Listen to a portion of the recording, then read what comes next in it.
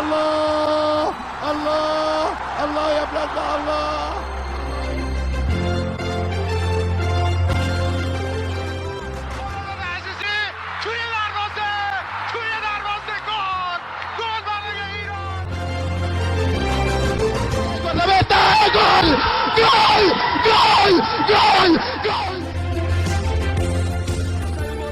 Fez a finta, lá vai Romário, é gol!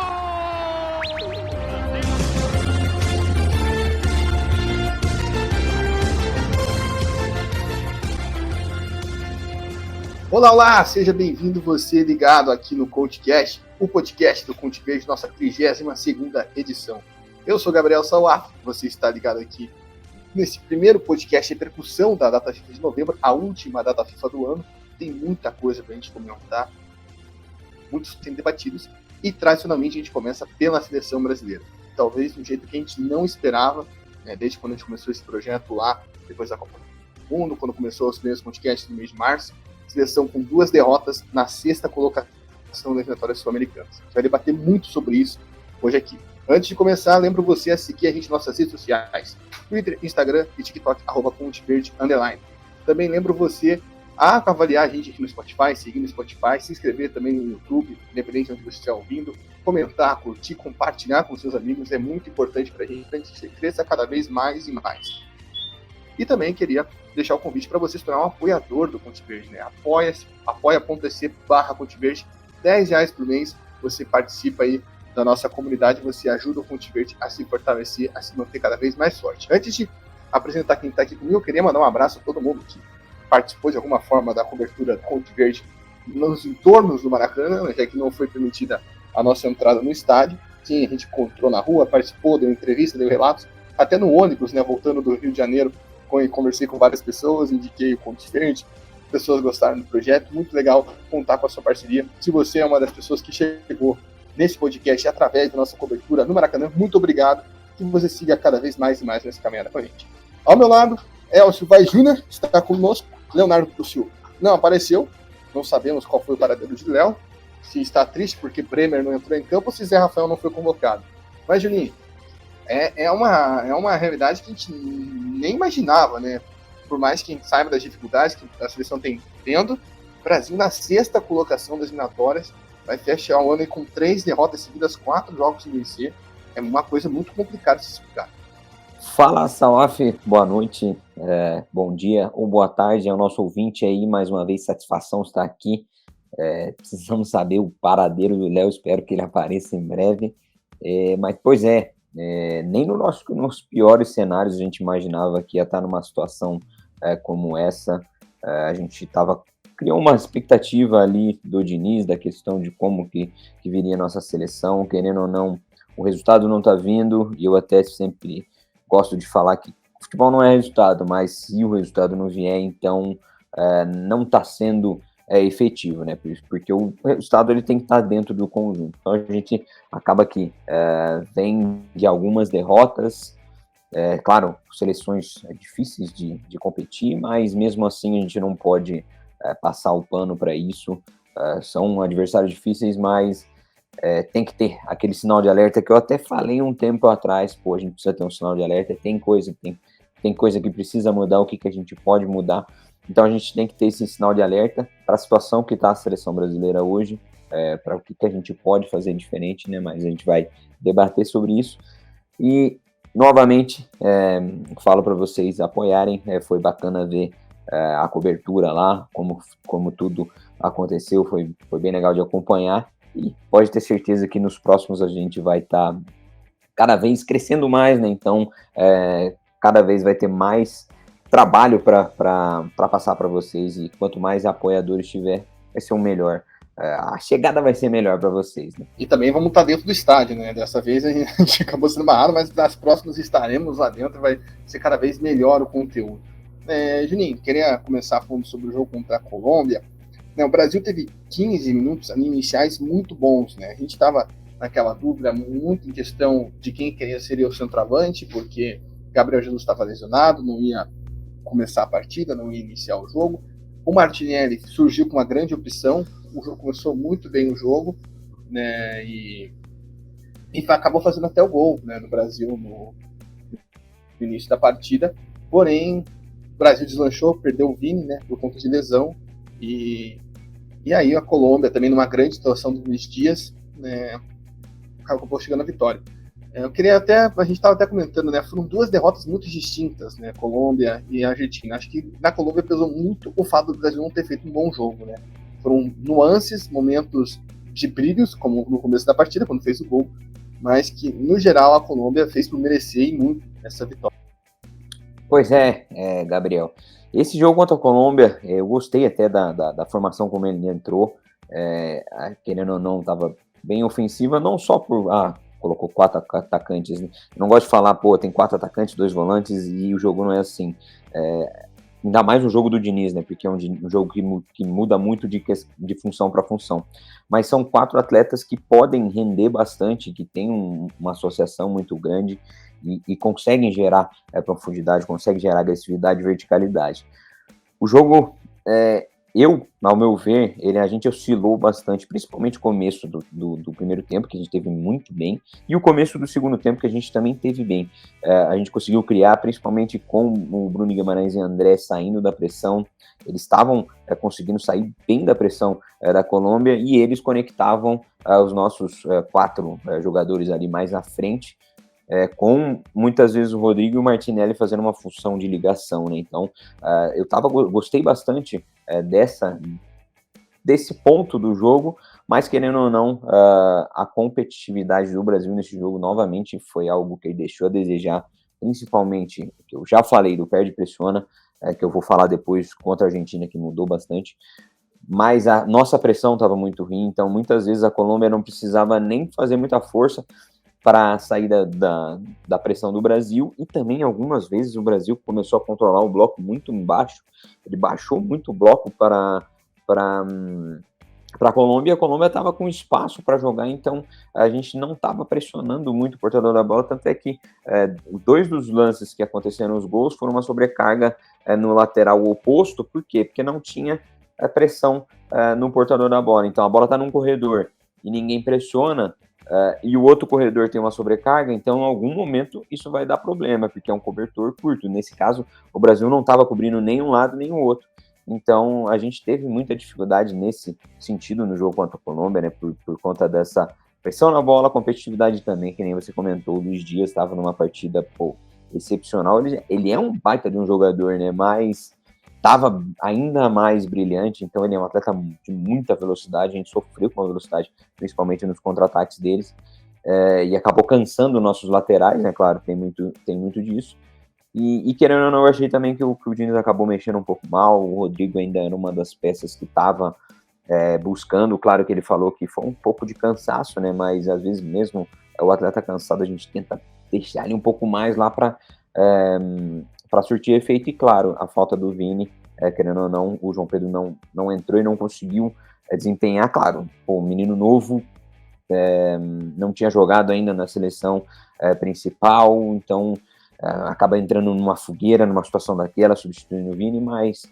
esse primeiro jogo foi um jogo que eu não gostei. Claro, tivemos momentos de oscilação, não dá para dizer, foi um jogo catastrófico do Brasil, porque a gente acabou criando oportunidade, a gente até teve fez até um jogo melhor, posso dizer assim, em questão de volume, de consistência, que a Colômbia, apesar da Colômbia trazer mais perigo, mas ainda assim, é muito alerta que a gente precisa ter, principalmente na questão da competitividade, e também de perceber que os atletas não entendem muito o contexto, não conseguiram ainda se adaptar a esse contexto de muita troca de posição, muita troca de função, e a gente vê atletas cansando até mais rápido por conta dessa troca e desorganização meio organizada do Diniz. Pois é, você falou dessa questão até de ser melhor. Logo no começo do jogo eu já não tenho uma diferença muito grande, até que foi a entrada do Rafinha, foi a questão do lado direito, né, que a gente bateu muito na tecla aqui depois dos últimos jogos, né, quanto muda. E são fatores que mudam o jogo de um dia para o outro, de uma partida para outra. E cara, é complicado, porque o Brasil teve um começo de jogo bom, né? Acho que a ideia dos 4 ali funcionou por alguns minutos, mas infelizmente caiu em desuso, né? Os atrás, acho que é um ponto que a gente pode voltar depois, mas realmente o Lodge e o Emerson Real, principalmente o Emerson Real, não deu conta do recado nessa partida, né? Isso se junta a Luiz Dias com a habilidade que ele tem, com a motivação que ele estava, né? Perante a questão do pai dele, né? Em todo esse ponto. E foi uma cena muito legal, muito emocionante se ver nessas últimas eliminatórias, nessa rodada, né? O pai dele emocionado. A gente sente, né? Que pode haver podia ser sido melhor, né? Vamos dizer assim, podia ter sido diferente essa partida, esse confronto. E, cara, você falou das modificações do Diniz, eu acho que entra num ponto, acho que podemos ter já isso para essa pauta, que vem nesse ponto do Rodrigo, né? E eu queria ouvir de você, né? O Léo, depois na nossa live a gente fez, eu vou fazer uma live pós-jogo, né? No Instagram do Ponte Verde, não sei quem teve a oportunidade de acompanhar. A gente até comentou lá, pô, ele tira o Rodrigo, beleza, pode ter N fatores para tirar o Rodrigo. O Rodrigo tava jogando bem, mas pode cansar, pode ser. Mas o que não entra na minha cabeça é ele colocar o Paulinho. E aí vem a desculpa, vem aquela questão, por que ele não utiliza o Veiga? Né, o Veiga já teve outros jogos que ele podia ter entrado, a gente falou isso quando o Neymar se machucou contra o Uruguai. Né, o Veiga não tem minutos, o Veiga entra na fogueira, igual ele entrou depois contra a Argentina, né, quando o Brasil já estava perdendo o jogo. Ali era uma oportunidade, 1-0, você coloca um cara para reforçar o meio de campo e tentar fazer o Brasil ficar mais com a bola, que era uma coisa que também não estava acontecendo nesse jogo. O que você acha que acontece pro Diniz ter tanta, não digo dúvida, mas às vezes não quer colocar o Veiga, e sendo que a gente sabe, né, toda a história que o Diniz tem com o Veiga, desde a do Atlético, né, toda a caminhada que os dois fizeram juntos, é uma coisa que me intriga, assim, sabe? Porque ali, para mim, se fosse para tirar o Rodrigo, era muito claro para você botar um cara que podia jogar no meio de campo, que no caso era o Veiga. Acabou botando o Paulinho, não rendeu, e deixou mais dúvidas do que certezas nessa substituição. Olha, eu acho, isso é uma opinião que na hora eu pensei, que ele colocou o Paulinho para tentar segurar um pouco o jogo pelos lados, principalmente da Colômbia. Mas eu não posso afirmar isso porque realmente é uma suposição. E também porque o jogo estava muito perde-ganha. Então ele provavelmente tentou usar uma arma, talvez com mais transição, mas aí também entra um ponto. Às vezes, quando o jogo está muito perde-ganha, é melhor, é mais proveitoso você colocar alguém que cadencia um pouco mais o jogo, que controla mais ritmo, que tem mais esse perfil, mais esse indicador, para você conseguir manter posse, que nem você comentou, e segurar um pouco mais a bola e deixar esse jogo de transição, né? Eu acho que ele tentou dar um gás novo ali nessa questão do Paulinho, porque as características do Paulinho, um cara muito agudo, consegue ter 1 para 1, consegue quebrar linha com essa questão, e também para tentar segurar um pouco das transições e a gente conseguir controlar as transições nesse sentido de ter um atleta rápido. Mas eu acho também colocaria o Veiga nessa situação, até porque é um atleta que consegue, tem atletas que conseguem ter essa noção de controlar ritmo. No momento que ele precisa acelerar, ele acelera, no momento que ele pode pisar na bola, controlar, circular um pouco mais, ele circula. Então, eu achei que ele acabou pecando nessa situação, claro, primeiro pelo ponto do Rodrigo, de a gente tentar segurar ele o máximo possível, principalmente porque ele está sendo o nosso principal jogador, é um atleta de muita personalidade, e segundo por esse ponto de talvez não ter sido a melhor escolha para mudar um contexto de jogo. Né? Pois é, o Brasil saiu com a cabeça inchada lá de Barranquilla, inclusive você falou, né, da questão de sobrecarga. Quem não conferiu, o Juninho postou um vídeo no Instagram dele lá, né, nosso Vaz Analista, que, pô, muito bom, né, mostrando literalmente isso, esse mapa de calor, né, mapa de posicionamento, perdão, né, como sobrecarregava, como talvez Emerson Royal e Renan Lodge não deram ponto. Tá lá explicativo no lance dos 2 gols da Colômbia, então quem não teve a oportunidade de conferir, pode dar uma olhada. E, cara, pro jogo contra a Argentina, as coisas mudaram, né? Acho que isso que foi mais, digo, até impressionante, porque, poxa, sem Vinícius Júnior, sem Neymar, a Argentina também, acho que o principal ponto, talvez que pelo menos me animou, foi a partida que a Argentina fez contra o Uruguai, que mostrou que a Argentina não é imbatível. A Argentina jogou muito mal contra o Uruguai. E o Brasil conseguiu fazer, maior parte do jogo, uma boa partida. Na minha visão, pelo menos, foi a melhor partida sob o comando do Diniz, né? Estava sendo a melhor partida sob o comando do Diniz, até devido à dificuldade que óbvio, a gente sabe que a defesa da Argentina é muito boa, né? Os jogadores da Argentina nos clubes podem não jogar tão bem, mas quando chegam na seleção, eles se doam ao máximo. Tem o Enzo Fernandes também, que jogou muita bola no meio de campo de forma quieta, ali, tímida, mas foi uma peça fundamental, mas o Brasil conseguia, né? Quais foram as mudanças que você viu nessa partida que o Diniz conseguiu fazer, né, para o Brasil contra a Argentina, e também deixar claro o nosso lamento por tudo que aconteceu antes da partida, né, umas cenas vergonhosas que deixaram a gente muito triste, botaram em dúvida a continuidade do jogo, a execução da partida, que foram lamentáveis, né? Eu estava ali em volta do Maracanã, eu estava indo para o lugar onde eu ia assistir a partida, porque os bares em torno do Maracanã acabaram ficando vazios, né? Eu fui para Tijuca, um lugar muito longe, e aí que eu fui ver o que estava acontecendo, né? E foi muito triste, foi muito lamentável as cenas que vimos, a imagem que a gente passa do Brasil, querendo ou não, né? Porque a gente sabe que as coisas já estão complicadas desde a final da Libertadores com essa questão de torcedores argentinos e reforça ainda mais. Enfim, se quiser comentar alguma coisa sobre isso e também sobre o que você vê que o Diniz trouxe de diferença do jogo da Colômbia para a Argentina, né? Você sente pelo menos que a questão de postura foi diferente? O que você viu de diferente? Então, começando pelos fatos ali, foi realmente triste. Assistindo pela TV ali dava medo, porque parecia que a situação não ia se resolver, e quando começava um pouquinho a controlar, já vinha mais gente, já virava aquele empurra-empurra, e dava medo de talvez começar a atingir cada vez mais pessoas, porque numa situação, quando tem muita gente assim, né, acaba às vezes tendo aquelas aglomerações, pisoteamentos. Então eu fiquei muito preocupado, até porque não tinha tanto pessoal específico para controlar isso, né?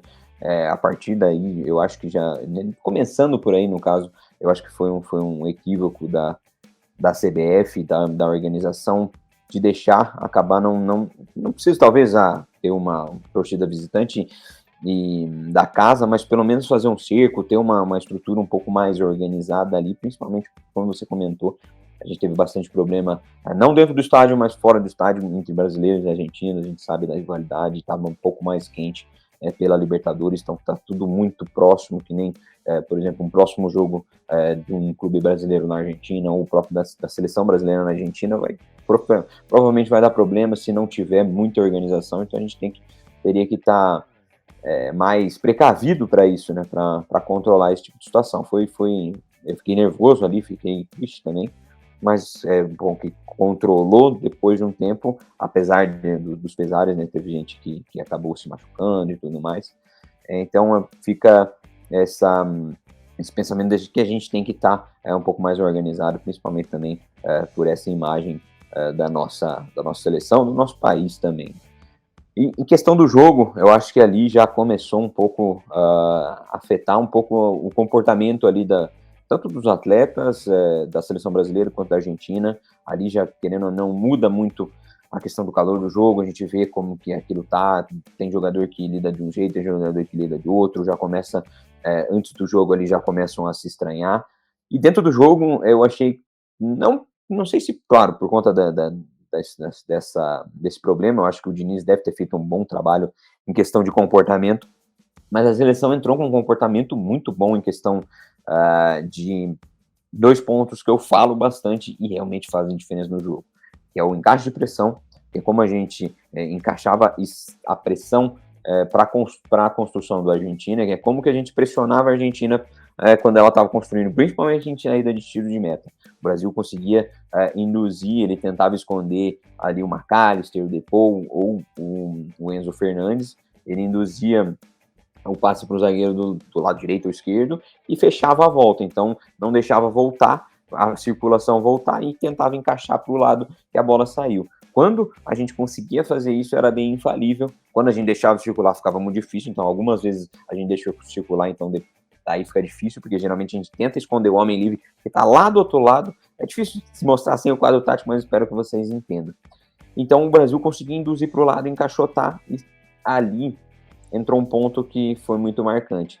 O Brasil encaixotava, e muitas vezes, quando quebrava alguma pressão, às vezes porque a seleção da Argentina tem qualidade, principalmente nesse meio, o Brasil conseguia matar com alguma falta tática ou algo do tipo. Só que em alguns momentos o Brasil começou a perder um pouco a linha nessa falta tática. A falta, ela é um recurso do futebol. Não tem nada falando, você tem um limite de falta que você pode fazer no jogo. A falta, ela às vezes é um recurso. Claro que você tem que utilizar bem esse recurso. Então você tem que tomar cuidado com o cartão, você tem que tomar cuidado com o tipo, a agressividade, a intensidade que você faz essa falta, porque no final pode te prejudicar. Mas se você usa a teu favor, que nem o Brasil utilizou em alguns momentos, perfeito. Só que o Brasil, em alguns momentos, ele começou a perder um pouco a cabeça e fazia falta sem a necessidade, às vezes fazia uma falta um pouco mais dura. Então, ficou numa linha tênue entre uma pressão boa, um comportamento bom, agressivo, para um comportamento um pouco, perdi a cabeça, tô sem controle emocional e tô fazendo uma falta. Mas nisso, é melhor até para mais do que quando você tem para menos, que nem foi um jogo contra a Colômbia, que a gente estava com um comportamento ruim, a gente atacava, transitava, perdia, e não pressionava, o encaixe lá na frente estava muito apático, tanto é que a seleção conseguia sair. Então foi uma mudança de comportamento muito grande. Por isso, a partir daí que a gente viu que a seleção estava diferente. Só que a parte de construção, todos os jogos a gente teve, apesar de não ter finalizado em um jogo ou outro, a gente tinha volume. Só que o problema maior é o quê? A nossa definição, a nossa última definição. Então, nesse jogo, a gente pressionou, a gente teve bom prédio pressiona, teve situações que a gente recuperou a bola no campo de ataque, só que não conseguia definir. A gente perdeu o gol, a gente não conseguiu definir de uma maneira que colocasse a bola na rede. Então, eu até vi um comentário hoje, porque o Fluminense jogou depois contra quem o Fluminense jogou mesmo? Contra o São Paulo, né? E eles falaram do Cano, que o Brasil não tem um centroavante que nem o Cano. E, cara, não tô dizendo que o Cano é melhor até que os jogadores, por exemplo, que estão ali na seleção, mas ele é um perfil diferente mesmo, que é um perfil finalizador. Quando a bola chega, ele precisa de 2 toques na bola para finalizar, e talvez a gente precise de um atacante assim mesmo, talvez o estilo do Diniz precisa de alguém para finalizar a jogada, que esteja ali próximo para realmente finalizar a jogada, e essa é a função dele, e hoje a gente não tem mesmo isso. Eu achei até engraçado, né? Não que talvez seja o meu pensamento principal, mas talvez seja uma peça que a gente tenha carência ali. Mas falando depois disso tudo do jogo, eu posso dizer que eu gostei do jogo da seleção nesse sentido comportamental. A gente ainda tem alguns grandes problemas, principalmente esse da questão da definição, mas a gente já dá para ver que, alguma coisa ou outra pode ter melhorado. Não sei se foi só para esse jogo, a gente não vai saber se foi para os próximos, mas ainda assim, a definição, o resultado 1-0 para a Argentina, a gente não conseguiu bola na rede, não conseguiu ser eficiente, e no final a gente ainda está na 6ª colocação das eliminatórias, então por isso que o resultado final acabou, não foi o melhor possível, foi até um dos piores que a gente imaginava nesse começo de eliminatórias. Pois é, a gente já volta para tocar nesse ponto da situação no Brasil em relação à tabela eliminatória, mas eu queria conversar com você, Juninho, sobre 2 pontos, acho que são bem discutíveis, né? Acho que os 3 gols que o Brasil tomaram, os 3 gols que o Brasil tomou foram 3 gols de bola parada, né? Todos os bola parada, não, bola levantada na área, gols de cabeça, né? E se você for pegar todos os 6 gols que o Brasil sofreu nas eliminatórias até agora, somente da Bolívia, né? Não foi um cruzamento na área, né? Os outros foram oriundos de jogada pelo linha de fundo, como foram os gols do Uruguai, né? Sempre tem algum cruzamento na área para que isso seja feito. Eu queria saber o que falta nessa defesa. Acho que muitos discutem a questão de nomes, de marcação. A gente fez campanha para o Thiago Silva aqui, né? Tem gente fazendo campanha para o Beraldo por aí, né? O Léo é um defensor do Bremer como titular, e eu até acho. Mas são questões de nome, acho que questão de posicionamento, por exemplo, para mim não tem cabimento um cara como o André marcar o Otamendi, por exemplo, é uma questão acho que de falha. E depois o Diniz lá e tira o Gabriel Magalhães. Foi muito engraçado, eu compartilhar isso aqui para vocês. Quando o Brasil tomou o gol, eu falei, o Diniz vai fazer alguma alteração absurda daqui 5 minutos. E aí ele foi lá e tirou o Gabriel Magalhães e colocou o Joelinton. Aí eu vi que as coisas já não estavam dando muito bem na cabeça, e enfim. E também a frase do Jesus, né? Acho que você falou essa questão de definição, né? E realmente incomodou muito, né? Como o Brasil chegava, criava e às vezes ficava naquela finta, né? Teve umas 2 bolas que o Jesus podia ter chutado e ficou fintando. Até mesmo o gol que o Martinelli perdeu, né? Que foi a chance mais clara. O Jesus recebe numa posição chutada, ele finta e aí depois passa. Óbvio, a frase é horrível que ele fala, né? Pra ser bem sincero. A gente entende quando a gente vê o nível de atuação de Jesus, até mesmo a importância que Jesus teve, né, entrar na seleção, né? Que aquilo que o Léo mesmo já falou algumas vezes aqui, que é ele sair da área, né? Aparecer para o jogo, uma coisa que, por exemplo, o Richarlison não fez em nenhum momento quando teve na seleção. O próprio João Pedro, quando teve a oportunidade contra a Colômbia, não apareceu. O Jesus conseguia fazer esse jogo fora da área. Então, queria que você falasse sobre essa questão do Jesus, né, tentar explicar o que ele quis dizer, apesar de ser horrível ouvir um camisa 9 falando isso, e também essa questão do Brasil sofrer tantos gols, né, de bolas cruzadas na área, qual que é o erro de posicionamento que está acontecendo ali, que você identificou, né, teve a sobrecarga da Colômbia, enfim, como que você vê esse ponto, né, que está sendo uma presa, né, para a seleção brasileira acabar sofrendo e perdendo as suas partidas. Vou começar pelo Jesus. Jesus é um atleta que eu gosto bastante.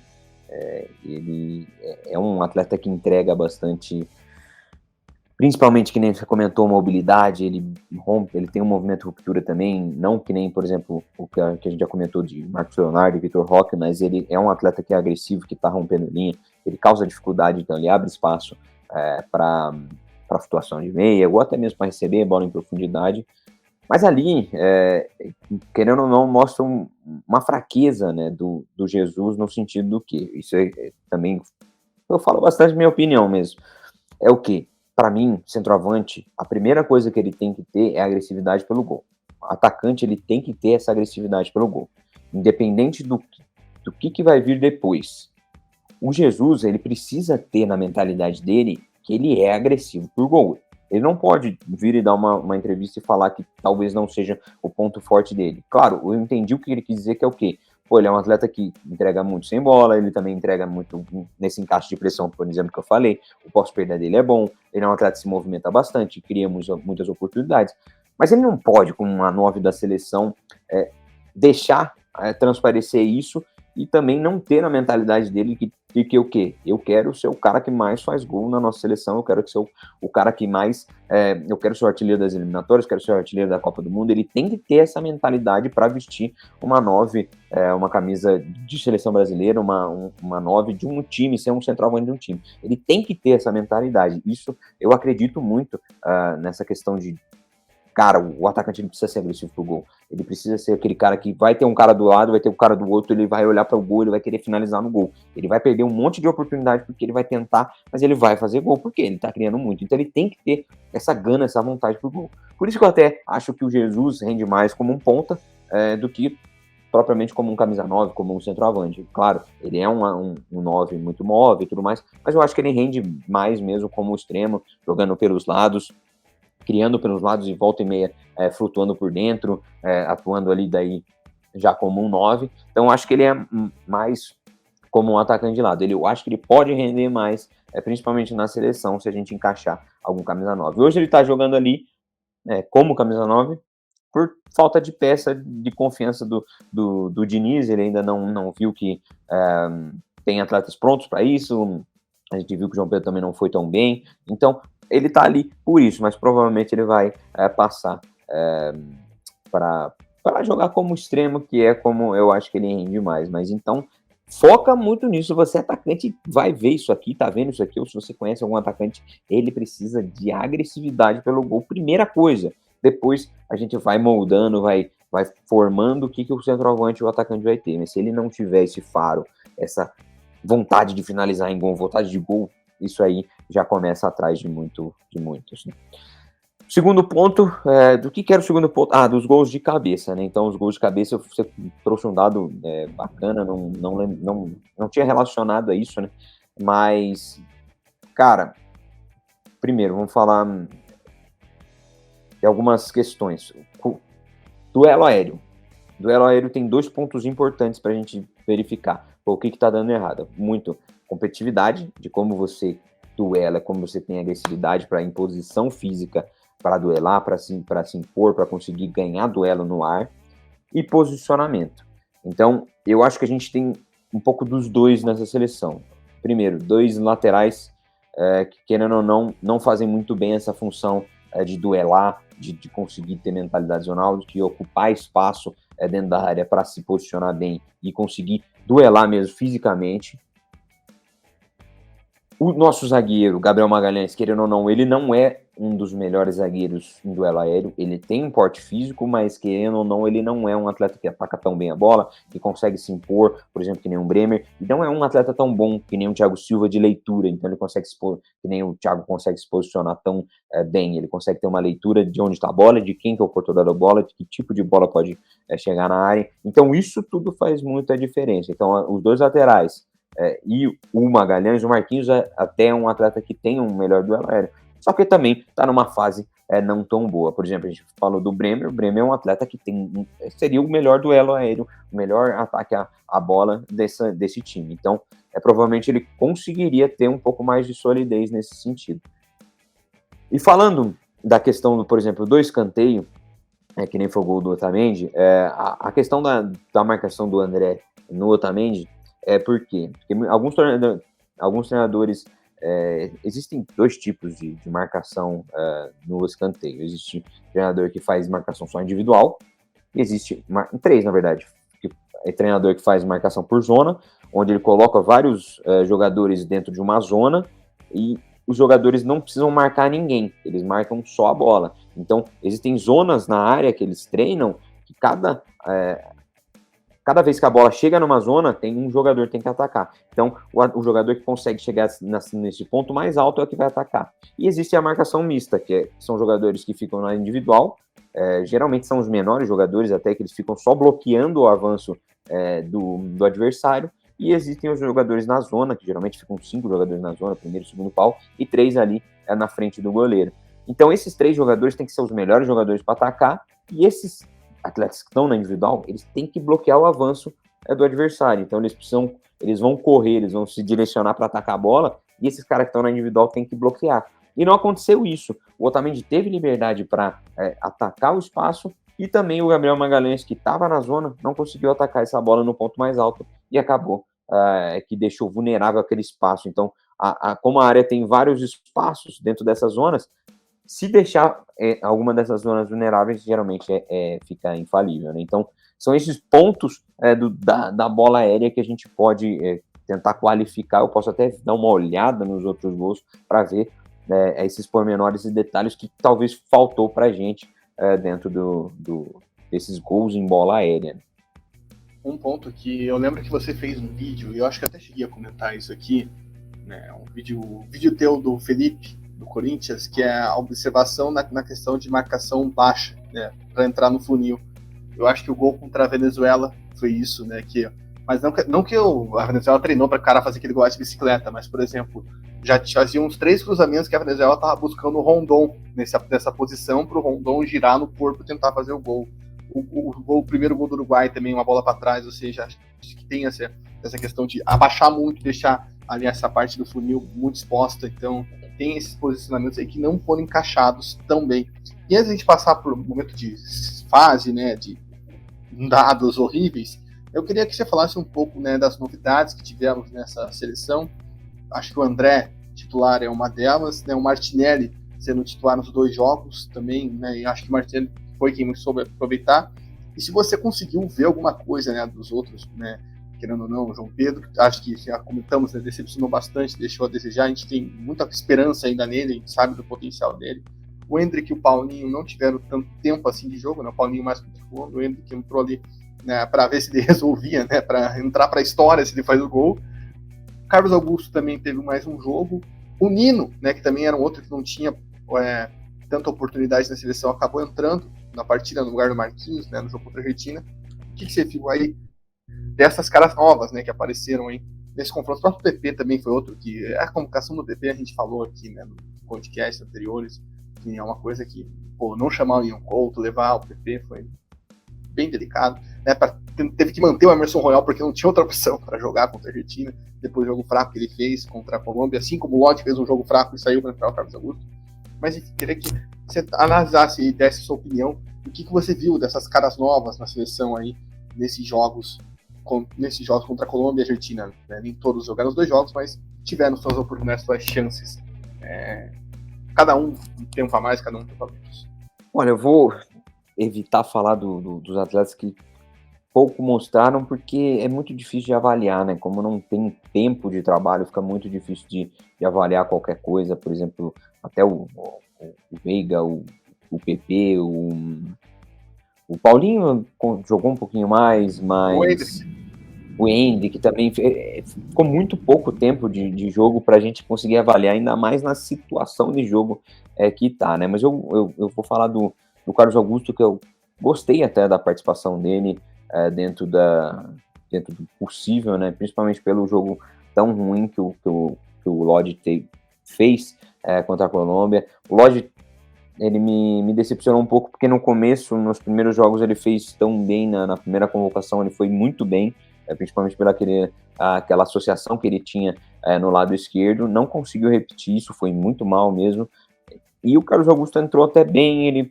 cumpriu o papel, conseguiu até construir pelo meio ali, ele dava para ver que às vezes ele estava um pouco perdido quando ele ultrapassava pelo meio e tinha gente ocupando espaço ali, dava para ver que ele estava um pouco perdido, mas ainda assim ele até fez uma partida sólida, não diria que ele é o lateral que eu queria para a seleção, mas eu acho que ele fez um jogo até que ok assim para a gente falar. Mas para mim o que mais pode ser, não surpreendeu, mas mais desempenhou, os dois, na verdade, o Martinelli e o André, eu acho que foram bem. O Martinelli a gente já conhece bastante de questão a nível seleção, não tanto de seleção, porque ele não jogou tanto, mas a nível Europa, ele sabe que ele pode entregar em altíssimo nível. O André, eu digo isso porque ele ainda está jogando no Brasileiro, o Brasileiro é um bom campeonato, mas ainda não bate um nível tão alto, né? Então o André foi uma peça que eu gostei bastante, querendo ou não, ele foi para suprir uma ausência do Casemiro, e querendo ou não, é um atleta que entende muito mais do jogo do Diniz, e ele foi melhor por conta disso. Então ele baixava para ajudar os zagueiros, ele volta e meia conseguia fazer permuta com o Bruno Guimarães e ocupar o espaço um pouco mais à frente e conseguir conectar o Rodrigo, o Martinelli. Então ele foi um atleta que eu gostei, foi um ponto positivo ali nesses dois jogos. Eu acho que ele não sei se vai ganhar a vaga, porque é claro, difícil ainda, mas ele conseguiu ganhar um pouco mais de cancha ali dentro da seleção. O Martinelli, querendo ou não, foi uma das nossas válvulas de escapes, criou bastante oportunidade, ainda, que nem a gente comentou, acabou perdendo algumas oportunidades, mas criou bastante, era um nosso atleta mais agudo com a saída do Vinícius Júnior, foi agressivo, é um atleta que eu gosto bastante, eu torço muito pelo Martinelli.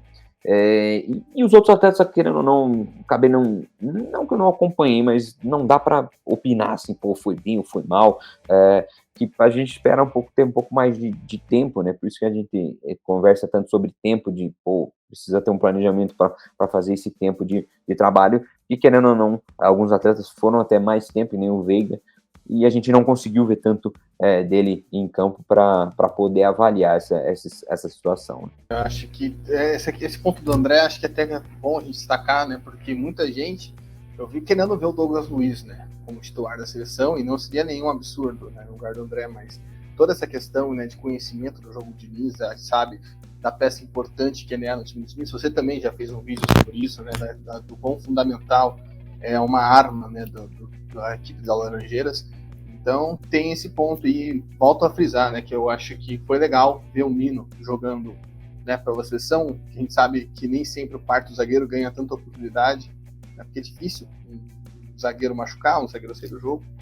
O Nino não comprometeu, na minha visão, não sei na sua, mas para mim não fez, não que tenha sido um monstro, mas também não comprometeu, não houve tantas falhas assim pra gente pesar pro lado dele. Bom, agora passando, já falando aí dos jogos, né, do time, do que foi bom, foi ruim. Agora é hora da gente falar do momento, né? Brasil, 4 jogos sem vencer, 6ª colocação, 3 derrotas seguidas. O Galvão, é meio clichêzão de meter o Galvão Bueno agora, mas ele fez uma série de tweets muito boas, né? Muito boa, falando sobre isso, né? Que é tanta primeira vez que desanima, né? Primeira vez que perde 3 jogos, primeira vez que fica 4 jogos sem vencer, primeira vez que perde um jogo dentro de casa, nas eliminatórias. E aí, a gente pensa aonde está o problema, né? Tem muita gente que bota o problema no Diniz, muita gente que tem a questão do Diniz como o Diniz em si, mas acho que vai muito além do Diniz, né? Desde quando o Brasil começou a armar esse ciclo, a gente vê uma organização que não existe. A gente vê, o Galvão mesmo colocou isso, e é um ponto que nós batemos aqui desde o mês de março. Não existe mais estrutura dentro da seleção brasileira. Não existe diretor de seleções, não existe diretor técnico, como a gente viu um ciclo, né, com o Tite, tinha lá o Juninho Paulista, tinha um monte de gente, uma comissão técnica permanente, um trabalho muito bom sendo feito. Não, hoje em dia a seleção é o Edinaldo, e o segundo abaixo dele é o Diniz, que é um treinador interino que divide função com outro clube.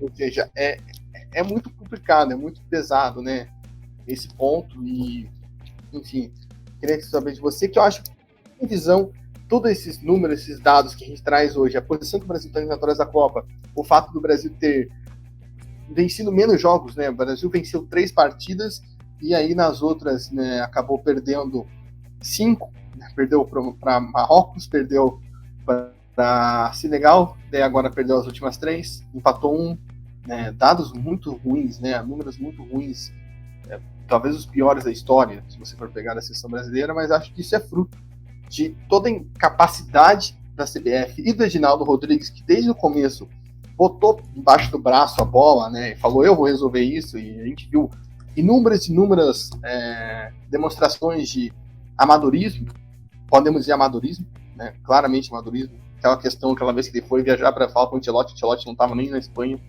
né, eu acho que é muito mais fruto. E também, querendo ou não, a escolha do Diniz. A gente sabia que era uma escolha arriscada, você pegar um treinador e mesclar, né?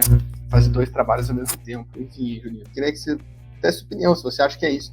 Que não é só em si a questão do Diniz, né? Do jogo não ter encaixado, mas as escolhas que a CBF, que o senhor Edinaldo Rodrigues fez ao longo desse ano, que deixaram o Brasil nessa situação tanto quanto constrangedora ao final de 2023. Não, com certeza não. Eu costumo falar que quando um time tá mal, por exemplo, vamos pegar um time numa zona de rebaixamento ou algo do tipo, nunca é só o treinador e os jogadores. Sempre tem um contexto por trás, seja da folha salarial, seja problema de elenco, de racha, problema de diretoria, seja falta de salário. Algum problema tem para aquele time estar numa situação tão ruim. A gente falando de, por exemplo, um time maior, um time grande, está numa situação ruim. Nunca é só os jogadores e o treinador, sempre tem algum contexto por trás. Então, a seleção, principalmente a seleção brasileira, está numa situação como essa, não é falta de talento, a gente tem muitos jogadores capacitados, a gente continua produzindo muitos talentos no futebol brasileiro, isso é inevitável e vai ser para sempre. Claro que a gente precisa melhorar, nem eu já comentei, base, precisa melhorar, precisa olhar mais para baixo, precisa olhar mais para o nosso projeto, e tudo isso vai partir da CBF. Mas a CBF hoje ela tá uma bagunça. Não tem como uma seleção desse porte tá nessa situação que está hoje. Não digo de 6º colocado, porque o Brasil provavelmente vai se classificar pela qualidade que tem, mas está numa situação de o quê? Talvez possa ter sido o último jogo do Diniz oficial, não sabe o que tem pela frente, a gente não tem perspectiva, o Diniz não fez um bom trabalho, ele vai sair já, vai ter o Ancelotti, vai ter outro treinador, a gente não sabe o que vai acontecer, isso, querendo ou não, respinga muito na motivação dos atletas, na motivação da comissão, na motivação de todo mundo, na verdade, porque você tá uma comissão trabalhando num clube, você tá uma comissão trabalhando na seleção, sendo que você nem sabe se vai continuar ali, a tua motivação já é diferente.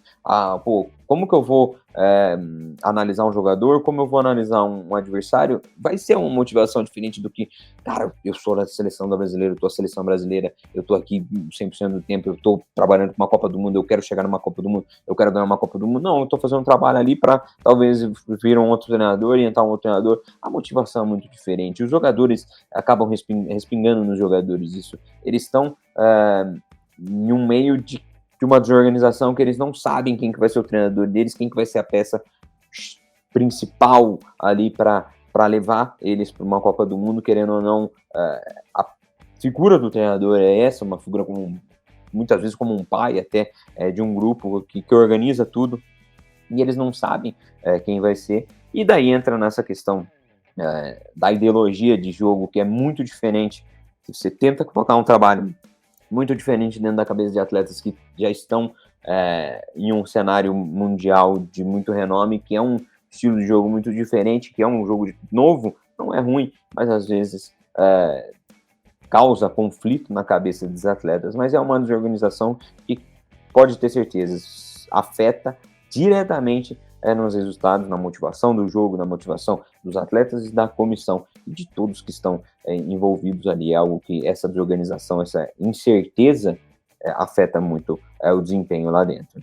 Pois é, eu até acredito que o Diniz em si, ele leva muito a sério, né? Primeiro porque se ele não quisesse, ele não ia aceitar, né? Ele tinha essa demanda de falar, não, eu quero focar no Fluminense, né? E quero ganhar a Libertadores, ele ganhou a Libertadores, né? Ele tinha todos os motivos do mundo para recusar ali de primeira. Então, né, tem esse ponto. O Diniz podia muito bem deixar passar a oportunidade. E até aquilo que a gente comentou, né, nos podcasts, que a gente tinha até curiosidade de saber como que o Diniz escolhia os jogadores, como que ele acompanhava os jogos, mas a partir do momento que ele vai lá e chama Carlos Augusto, que ele chama o Ian Couto, que ele chama João Pedro, né, ele dá uma Douglas Luiz, Joelinton, ele dá uma demonstração que ele está acompanhando, né, esses caras. Não veio pro padrão de sempre, né? Não veio no básico, ou seja, ele tem alguém ali que está fazendo esse trabalho na comissão dele, né, de acompanhar mais nomes, além daquilo que, vamos dizer, seria o convencional, né? Seria os mais fáceis, o mais fácil de você acompanhar, mais fácil de você assistir. Mas é um ponto muito, muito ruim, né? A gente ter essa certeza de continuidade. E aí eu vou até jogar essa bola para você, porque muita gente, até por conta dessa dificuldade de visão, já quer a saída do Diniz, né? E não porque o Diniz é um treinador fraco, mas teve um torcedor que a gente entrevistou que não viu, acompanhe lá nas redes sociais do Ponte Verde, ficou muito legal, principalmente pós-jogo, né? No pós-jogo a gente entrevistou o pessoal saindo do estádio, e teve um torcedor que falou, ele torce pro Fluminense, e acho que foi uma questão até que a gente levantou aqui quando o Diniz foi anunciado. Pô, o estilo do Diniz é um que demanda tempo.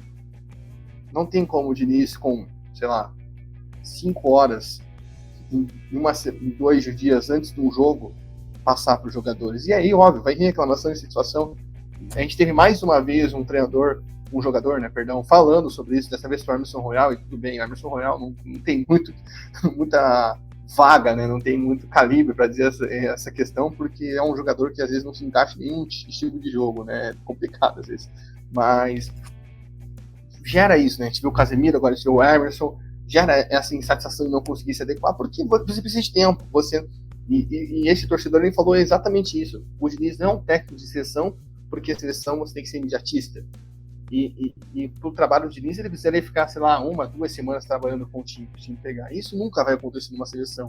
Independente se você está falando de eliminatória, de amistoso, de data FIFA ou Copa do Mundo. Você não tem esse tempo para trabalhar uma seleção.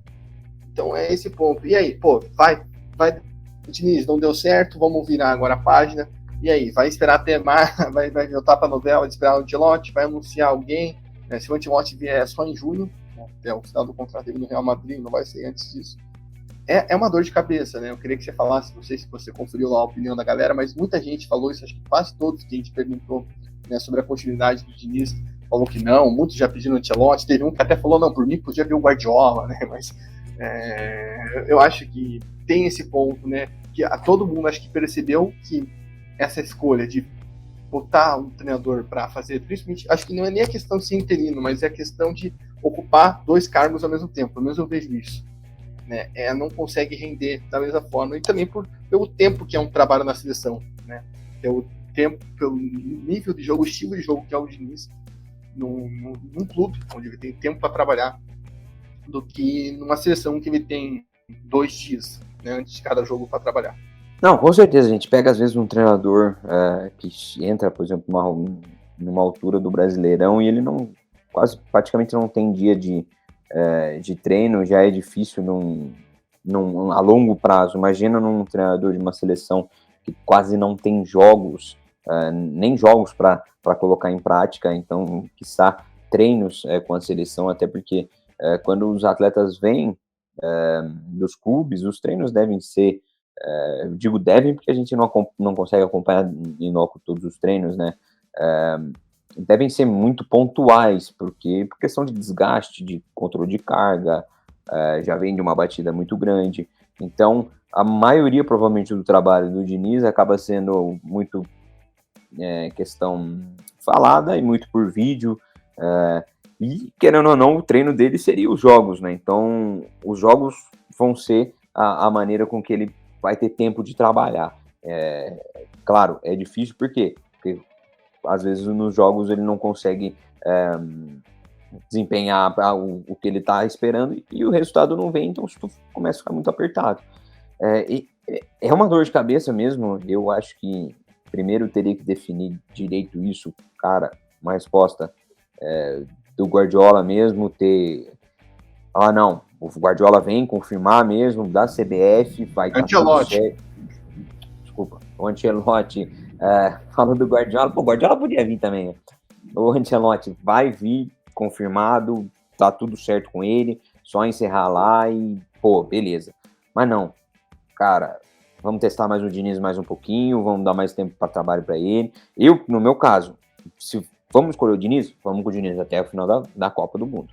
Vamos fazer o ciclo inteiro com ele. Não quero trocar, não vamos trocar. Ele vai ser o treinador da seleção e aí vai mudar. Aí, precisaria mudar, no meu caso. Sai do Fluminense, encerra ali, vamos montar a equipe de novo só para a seleção e acabou. E isso seria a minha opinião. Mas eu acho que eles vão, talvez, no momento eles devem estar pensando, devem estar estudando se vai sondar algum outro treinador, algum outro tipo de treinador. Mas eu acho que precisa de uma definição clara, de ter aquela visão. Esse é o nosso treinador, esse é o nosso objetivo, e vai ser assim. Precisa ter um final do caminho. Porque se a gente tiver uma estrada que pode ir para diversos lugares, acaba que todo mundo fica não sabendo o que vai acontecer, e isso que gera essa desconexão entre campo e o que está fora do campo. Então, precisa ter esse caminho, seja lá o que for, que eu não sei o que a CBF vai escolher.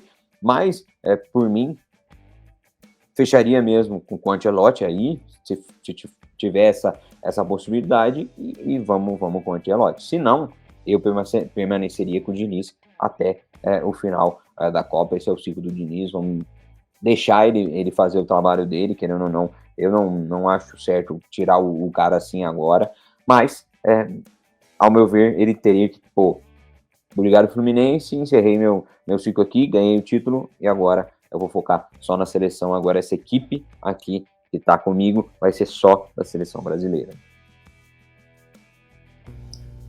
Ele sairia do Fluminense se acontecer no de ano um patamar histórico, né? Campeão da Libertadores, né? Disputando o Mundial de Clubes, coisa que o Fluminense nunca tinha chegado, né, na sua história. Então, enfim, acho que essa indefinição do Ancelotti, que o senhor Edinaldo Rodrigues tem que falar com todas as palavras, quem meteu o Brasil nessa barca foi Edinaldo Rodrigues, porque ele é a única pessoa, basicamente, que afirma que o Ancelotti vai vir para a seleção, né? E de resto fica no ar, né? Gera um burburinho ali, uma questão ali. E, né, a gente está gravando esse podcast no dia 23, né? Na quinta-feira. Hoje saiu uma notícia do Mourinho comentando essa possível escolha do Ancelotti, ou seja, fica nessa, né? E a gente ainda tem mais 6 meses dessa novela. Nessa semana saiu notícia que o Real Madrid quer renovar, já saiu notícia que o Real Madrid está olhando com carinho o Xabi Alonso, que faz um grande trabalho. E queria fechar, né, com a observação que a gente teve, cara, que acho que não só mostra o ano do Brasil, né, mais do que a 6ª colocação nas eliminatórias, mais do que 4 jogos sem vencer, 3 derrotas seguidas, a primeira derrota em casa em eliminatória. É o Diniz fazendo 2 jogos seguidos em 2 dias no Maracanã. Cara, isso para mim é um reflexo de como as coisas estão bem erradas. Assim, não existe. E eu até me questiono, cara, como ele consegue fazer isso. Eu fico muito curioso, né? Tipo, do nada ele vira a chave. Enfim, é uma questão um tanto quanto curiosa, mas mostra o nível que, infelizmente, nossa seleção brasileira chegou, e talvez porque a gente não está conseguindo render, né? De tantas outras explicações, etc. Óbvio que tem muita gente que fala puxa para jogador, puxa para A, puxa para B. Eu acho que a gente tem bons jogadores, mas tem muita coisa aí que atrapalha e que, vamos dizer assim, não nos ajuda a vencer, não nos ajuda a ter uma seleção num nível bom. Nós torcemos, né? A gente vai ter agora esse período até março, sem jogos da seleção, e vai voltar logo com 2 pedradas, né, em Espanha e Inglaterra. Né, vão ser 2 amistosos logo de cara para começar o ano. E, enfim, querendo ou não, futebol, principalmente seleções, é muito ciclo, as coisas podem mudar, né, em 4 meses, muita coisa pode mudar. Né, então, vamos ver como o Brasil chega, como vão ser essas 2 partidas. A gente vai estar aqui, né, acompanhando de perto, quando chegar lá mais perto, também a gente faça uma retrospectiva no final do ano, senão você sabe que o podcast vai estar aqui voltando para analisar a seleção brasileira, para conversar sobre a nossa seleção.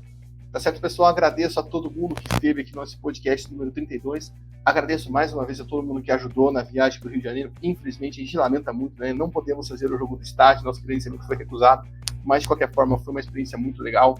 Quem trocou ideia comigo na viagem, chegou ao podcast por conta disso, também agradeço muito de coração por você estar aqui, por você estar acompanhando o podcast. Lembrando, participe conosco, né? Deixe aí na caixinha embaixo, se você está ouvindo no Spotify, tem o que a sua opinião, tem uma enquete para você participar.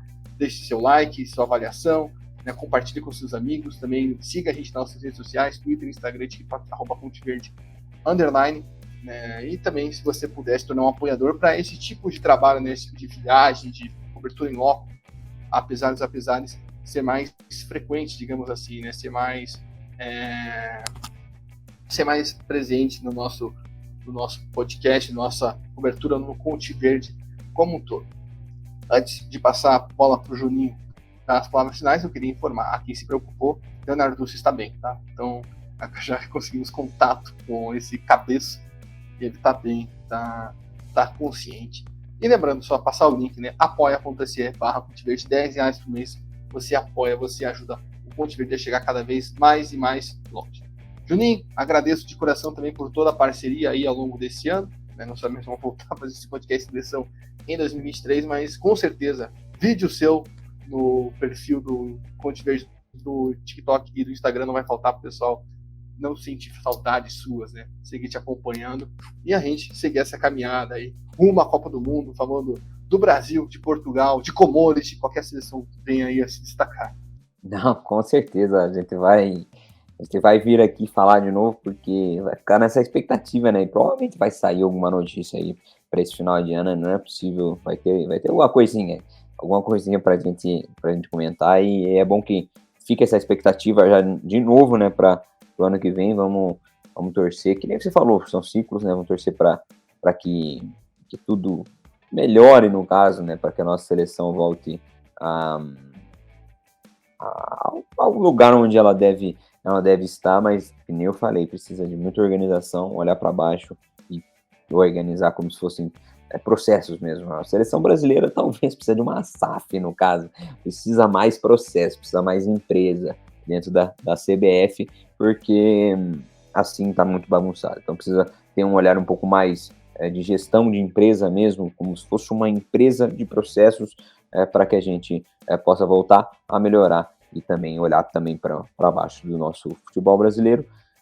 Muito obrigado de novo pelo convite de estar aqui com vocês, de participar, de comentar muito pela seleção. De novo, não é a maneira como que eu queria, né? Queria estar comentando muito mais das questões positivas, mas acontece, então a gente tem que aqui conectar também, falar sobre essa questão, porque precisa melhorar. Então a gente finaliza pensando que precisa melhorar. Vamos torcer para que as pessoas estejam trabalhando para isso. E só uma coisinha que você falou, nos 2 jogos seguidos, cara, eu não tenho ideia de como a equipe conseguiu fazer isso, porque a rotina de um jogo é muito estressante. Começa desde as 6 da manhã e termina às vezes umas 2, 3 da madrugada, porque o analista ele tem que fazer já uma parte do pós-jogo. É muito, muito, muito desgastante. Eu não sei como que eles fizeram isso, por isso que eu de novo falo que não tem como manter dessa maneira, e fica muito difícil para a comissão, e também fica muito bagunçado. Mas eu não vou falar mais, vamos deixar para uma próxima. Fico feliz de vocês terem escutado até aqui. Feliz também de ter descoberto que o Léo tá de boa. Léo, na próxima, espero que esteja aqui com a gente. Tamo junto. Apoia, não esquece de apoiar, que pode ter certeza que ano que vem a gente vai vir ainda mais forte para muitas coberturas e também muito conteúdo. Vou continuar bastante conteúdo, a gente vai pensar até em algumas pautas legais para passar para vocês. Espero que vocês gostem e acompanhem a gente em todas as redes sociais. Tamo junto. Tamo junto. Se você tem uma sugestão de pauta pro Juninho, vá para analisar, manda aí, né? A gente trata com carinho qualquer sugestão, né? A gente passa para frente. E digo mais, com novidades também ano que vem, talvez aí, vamos lá, vamos ficar de olho, que pode ter novidades cada vez mais e mais. E, falando em novidades, fica ligado, porque esse é só o primeiro podcast de repercussão na data FIFA. A gente talvez vai atrasar um pouco os outros, mas pode ter certeza, assim como nas outras, vamos ter análises da Ásia, análises Sudaca, análise da África, que começou, as análises de final, né, das eliminatórias da Euro. Cara, vai ter muita coisa legal, então fica ligado aí ao longo dessa semana aqui no feed do Ponte Verde, do podcast, para você não perder nenhum podcast, vir repercutir essa data FIFA de novembro que fechou o ano do futebol de seleções, quer dizer, em partes, né? Ainda vai ter uns jogos, logo vai ter Copa Continental em janeiro, já tem Copa da África, Copa da Ásia, vai ter muita coisa pra gente acompanhar, meu Deus do céu. E convido você a ver essa caminhada com o Ponte Verde, porque o caminho da Copa do Mundo passa por aqui. Até o próximo!